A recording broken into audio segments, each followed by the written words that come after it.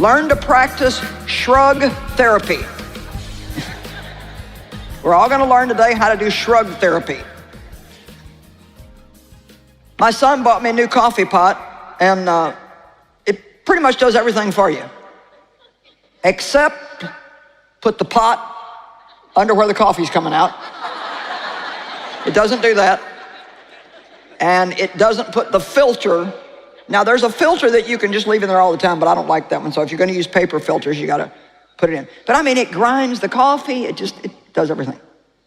So I recently made a pot of coffee, but somehow or another, I didn't get the pot all the way under. And I left the room and went somewhere else, and it's a big pot. So needless to say, when I came back, I had this. And no, I didn't have time that morning to mess with it. I looked at it. I can honestly tell you that I did not feel one thing. I just went. That is shrug therapy. Amen? Now, I cleaned it up. I didn't like it, but I've wasted enough of my life getting in a full-on fit. Does anybody know what a full-on female fit is? All right. I mean, getting in a full-on fit over something that I couldn't do anything about. Don't try to control things that are out of your control. My daughter says a lot, it is what it is. And usually when she says it, she'll go like this. Hey, this is going to help you. Come on, let's practice. You guys look cute. Oh, well. Dave does it a different way. He says, I'm not impressed. He always says, if you're not impressed, you can't get oppressed. But see, even when he says that, there's a body language. I'm not impressed. It's shrug therapy. It's like, yeah, I'm not taking that on. Now, that doesn't mean that you don't care. But what it means is that you're casting your care. And guess what? God cannot and will not take care of us until we cast our care. Cast all of your care, all of your concerns upon me once and for all, for I care about you. The second thing that you can practice is staying in your comfort zone. 5 ways to de-stress. Practice shrug therapy. Number 2, stay in your comfort zone. Now that doesn't mean that we never do anything difficult, but it does mean that we recognize our limits and we respect them. In other words, stop trying to do stuff that you're lousy at. Amen? You just don't know what a mess we would have if I went home and tried to make a piece of clothes or bake some real fancy dessert, you know? I got this itch on me a couple of years ago, and I thought, okay, I'm gonna do some regular stuff. I get like that sometimes if I've just like done too many meetings or something in a row, you know, it's like, and see, even that, it's like, it's not even good for me to just be in a spiritual zone all the time. I need to be in a normal zone too. And so when I get like that, if I get really tired and I just overdosed on spirituality, then sometimes I want to get domestic, which is a joke because I'm not like, that's just like not kind of like my thing. And so I got cookbooks and I went out and I bought, you don't even want to know how much money I spent on spices. I mean, I got every kind of spice that you could possibly imagine. And my daughter's like, what are you going to do with that? I'm going to start cooking. It'll be good for me to cook. I'm going to enjoy this. It'll be good. So I decided I was going to make Dave and I a tuna casserole because we used to really like tuna casserole.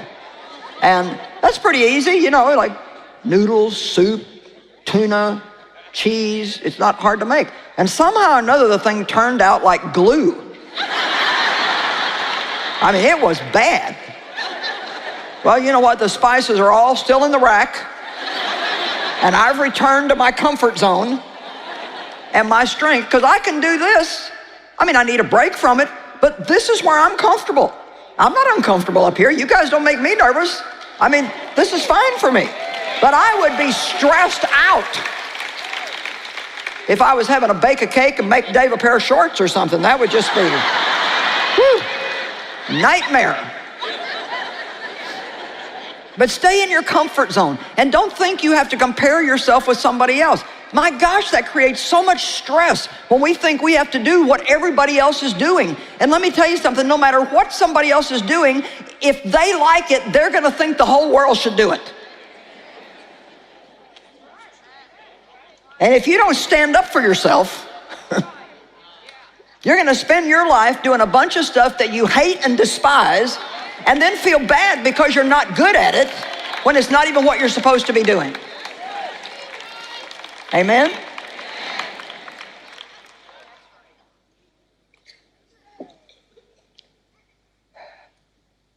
Number 3, eliminate everything from your schedule that's not bearing good fruit.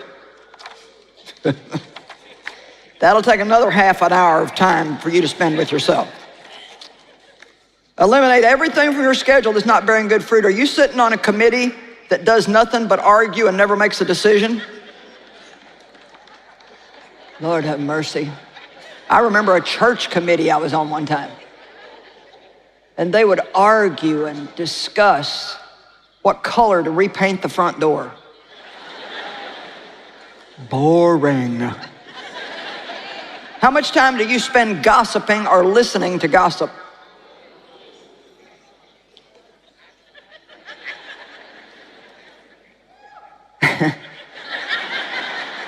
How much time do you spend listening to other people complain about their problems that they have no intention of doing anything about?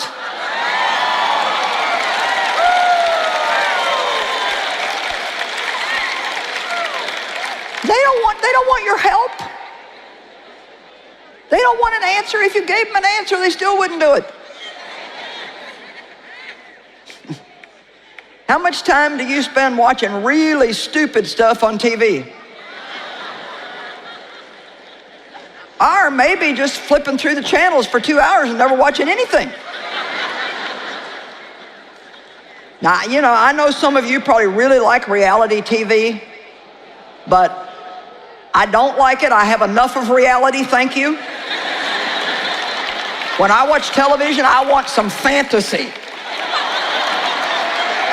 Give me a fairy tale. I want something like that is not connected to the earth. I don't want to sit and watch another family fight and almost kill each other. It took me 40 years to come out of that. Why do I want to do that?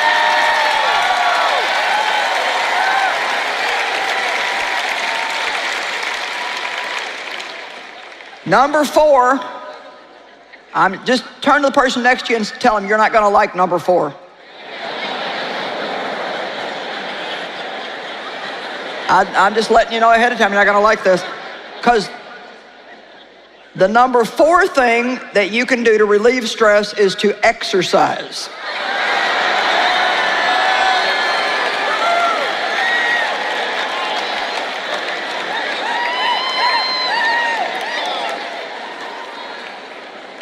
Exercise is one of the best stress relievers in the whole world.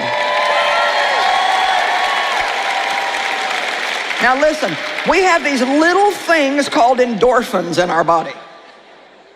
And they're the feel-good hormones. And they are increased when we exercise. Endorphins make us feel happy, and we worry less. Exercise improves your sleep, and that counteracts stress. If you exercise hard enough to sweat, it removes toxic poisons from your system. It can lower blood pressure, your resting heart rate, and cholesterol, and it improves your mood.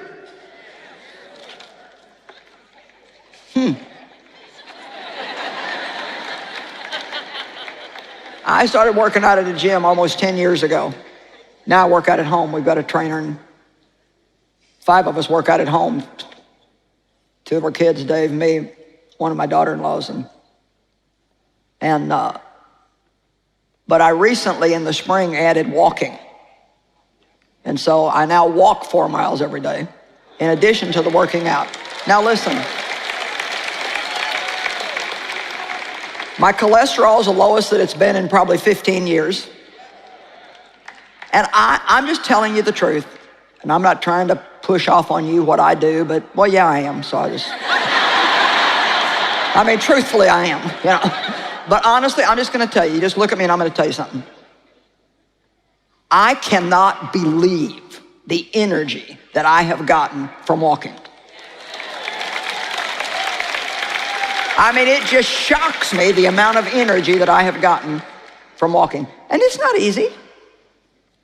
I'm doing hills, and it's not easy to do, but I love it. And I'm just telling you, do what you want to with it.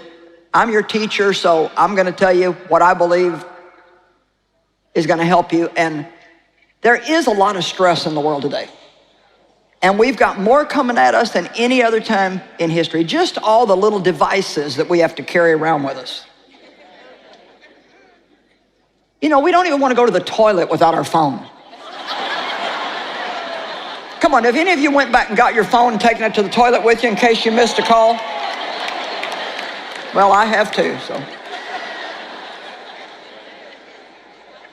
And the world is not going to change.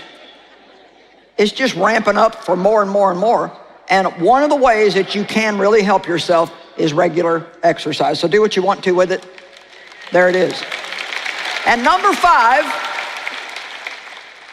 take time to relax and do things that you enjoy.